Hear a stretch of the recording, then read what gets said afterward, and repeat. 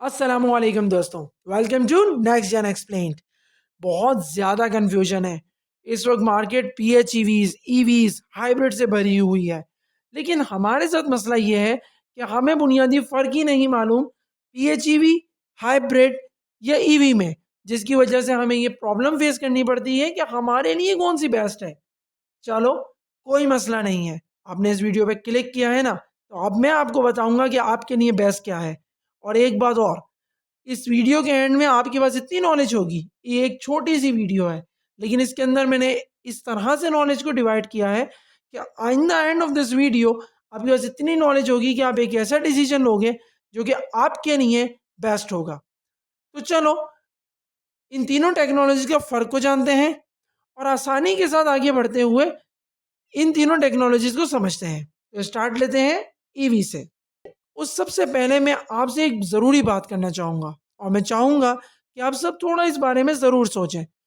देखिए, future EV का है मान लिया, लेकिन सवाल ये है कि क्या पाकिस्तान ईवी के लिए रेडी है या हम सब सिर्फ एक ट्रेंड को फॉलो कर रहे हैं।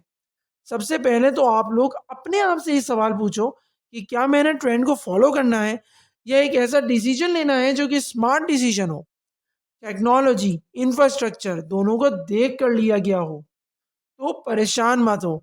अगर आप एक ऐसा डिसीजन लेना चाहते हो जो कि टेक और इंफ्रा दोनों को देख कर लिया गया हो, तो आपने ज़्यादा मेहनत नहीं करनी।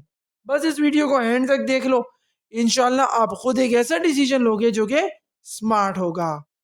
डिसीजन लेने के लिए आपको दो चीज़ें चाहिए। नंबर एक, थोड़ी सी बेसिक नॉलेज अबाउट इंफ्रास्ट्रक्चर और थोड़ा सा बुनियादी फ़र्क दोनों टेक्नोलॉजीज़ में। तो चलें पहले थोड़ा सा बुनियादी फ़र्क पे बात कर लेते हैं। ईवी वो गाड़ी होती है जो कि 100% बैटरी पे चलती है। इसमें ना पेट्रोल, ना डीजल और ना ही इंजन, सिर्फ बैटरी और इलेक्ट्रिक मोटर होती है। इसकी रेंज डिपेंड करती है बैटरी, इलेक्ट्रिक मोटर दोनों के ऊपर। जितनी ज़्यादा बड़ी बैटरी उतनी ज़्यादा बड़ी रेंज मिलेगी। लेकिन एक मिनट रुको, जितनी ज़्यादा हाई परफॉर्मेंस गाड़ी की मोटर होगी, वो गाड़ी को उतना ज़्यादा हाई परफॉर्मेंस तो बनाएगी, लेकिन साथ में बैटरी को ड्रेन भी जल्दी करेगी। इसका मतलब क्या हुआ? इसका मतलब ये हुआ कि आप जब गाड़ी लेने जाओ तो आप 3 चीज़ें देखो। पहली कि गाड़ी में मोटर कौन-सी है, दूसरी गाड़ी की बैटरी कितनी है और तीसरी कि कंपनी जो रेंज बता रही है वो NTDC है, WLTP है, EPA है या कोई और, क्योंकि हर स्टैंडर्ड एक जैसा नहीं होता। चलिए मैं आपको ये बात थोड़ी सी एग्जाम्पल से समझा देता हूँ। देखें, हर स्टैंडर्ड एक जैसे सिनेरियोज के ऊपर नहीं डिज़ाइंड है। बहुत सारे लीनियंट हैं जो कि कंपनी के फेवर में जाते हैं और बहुत सारे कंपनी के लिए तो हार्श हैं लेकिन कंज्यूमर के लिए बहुत अच्छे साबित होते हैं। फॉर एग्जाम्पल, एक गाड़ी बनाई XYZ कंपनी ने। अब आपने उस गाड़ी को देखा, अपने कम्यूट के किलोमीटर्स को मैच करते हुए आपने उस गाड़ी को परचेज कर लिया। लेकिन अगर कंपनी ने एक ऐसा स्टैंडर्ड उठाया था किलोमीटर्स की रेंज को डिफाइन करते वक्त जो कि बहुत ज़्यादा लीनियंट था, तो अब आपने गाड़ी आइडियल कंडीशंस पे तो चलानी नहीं, आपने गाड़ी चलानी है रियल सड़क के ऊपर। तो देखें, जब आप उस गाड़ी को रियल सड़क के ऊपर चलाओगे तो वो गाड़ी आपको वो डिज़ायर्ड किलोमीटर्स नहीं दे रही होगी जो कि कंपनी ने डिस्क्राइब किए हैं, क्योंकि कंपनी का स्टैंडर्ड डिफरेंट होगा। कंपनी से अगर आप जाके फॉर एग्जांपल कहते हो कि आपने 400 क्लेम की थी, सड़क पे ही 300 करती है, कंपनी उसको आइडियल कंडीशंस के रोड पे, आइडियल कंडीशन की इन्वायरमेंट में, आइडियल कंडीशंस के सरफेस के ऊपर उसको टेस्ट कर का जो आपको रिजल्ट होगा वो शो करा देगी। उस पे वो 400 चल रही होगी, लेकिन आपने आइडियल सिनेरियो में गाड़ी नहीं चलानी, आपने रियल सिनेरियो में गाड़ी चलानी है। तो इस चीज़ में आप थोड़ा सा आप ज़्यादा तवज्जो करें कि जब आप ईवी गाड़ी ले रहे हो तो ये ज़रूर देखें कि कंपनी जो रेंज बता रही है वो किस स्टैंडर्ड को मद्देनज़र रखते हुए बता रही है। क्योंकि एक रेंज का गलत स्टैंडर्ड को देखकर अपनी गाड़ी को पिक कर लेना बाद में बहुत ज़्यादा नुकसान का बायस बन सकता है। तो हमने ईवी गाड़ी को थोड़ा सा देखा, उसके बारे में मैंने आपको थोड़ा सा समझाया। कुछ परसेस कुछ परचेज डिसीजंस के बारे में ही मैंने आपको थोड़ा सा समझाया। देखिए, ईवी गाड़ी के कुछ फायदे हैं और कुछ नुकसान।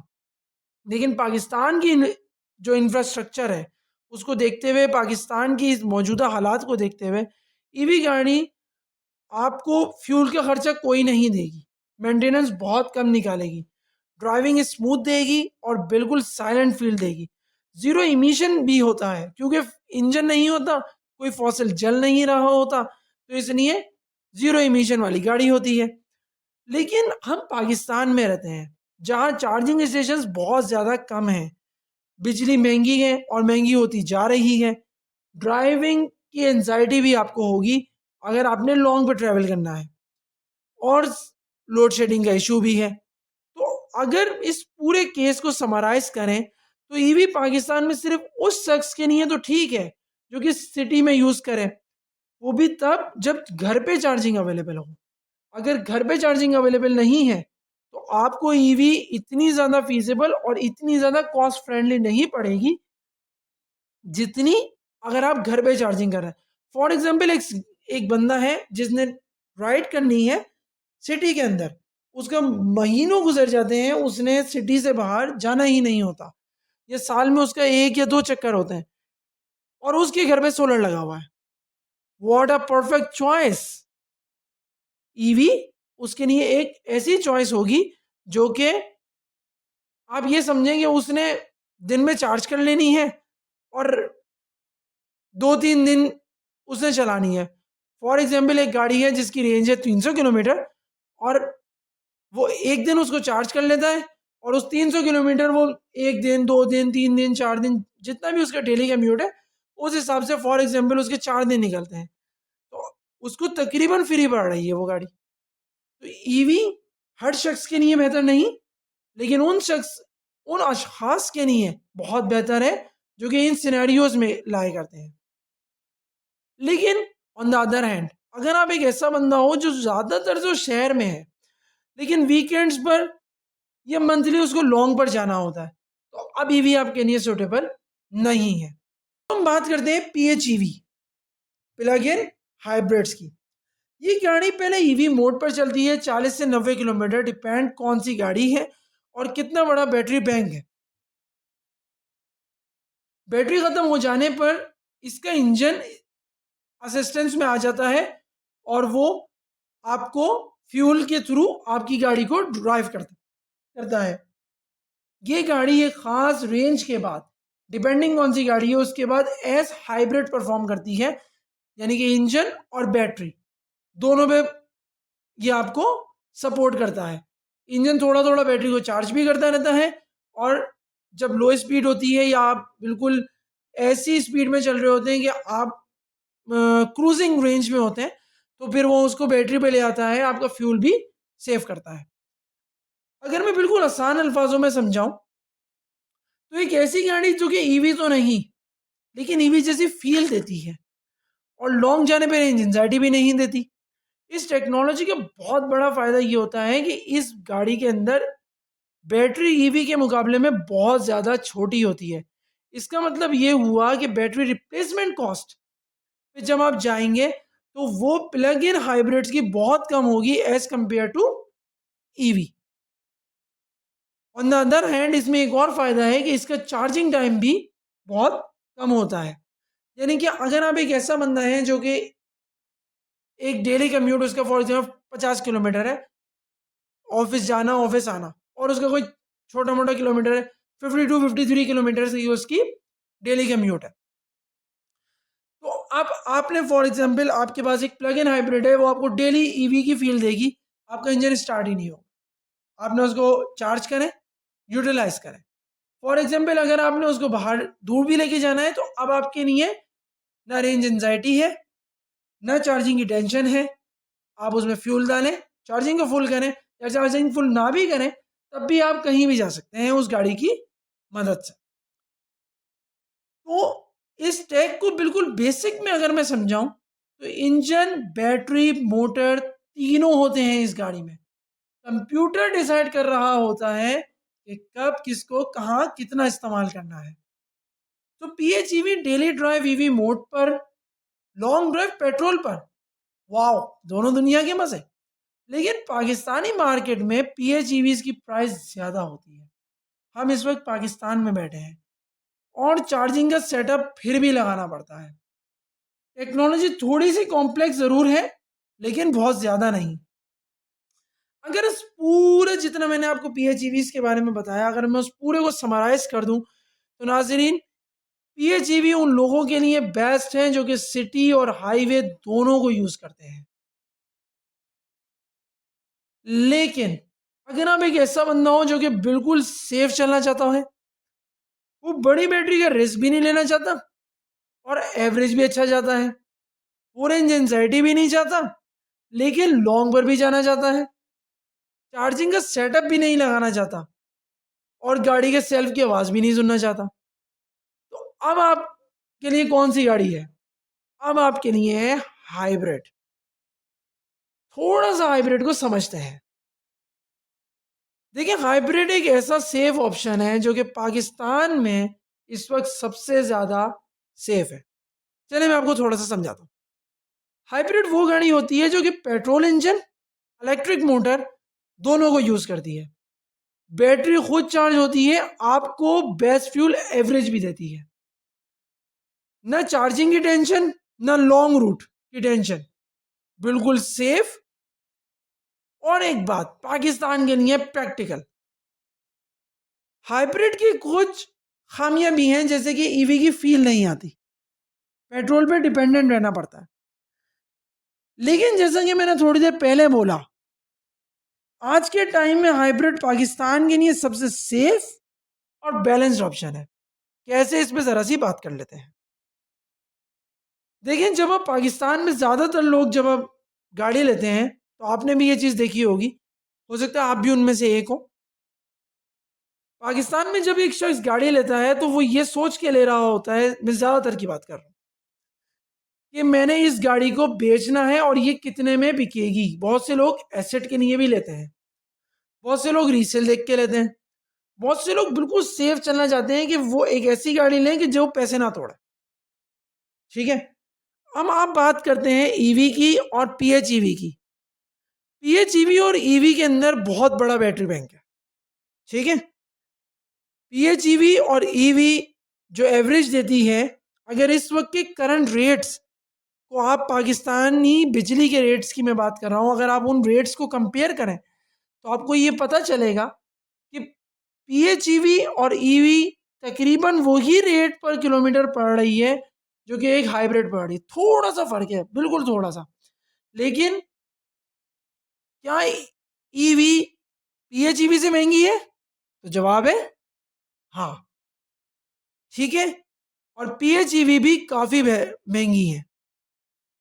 हाइब्रिड आपको एक अच्छी हाइब्रिड की बात कर रहा हूं मैं, एक अच्छी हाइब्रिड, एक अच्छी PHEV और एक अच्छी ईवी की बात कर रहा हूं। तो अगर आप उस रेट के कंपैरिजन को देखें, तो इतना फ्यूल आप कितने सालों में जलाएंगे?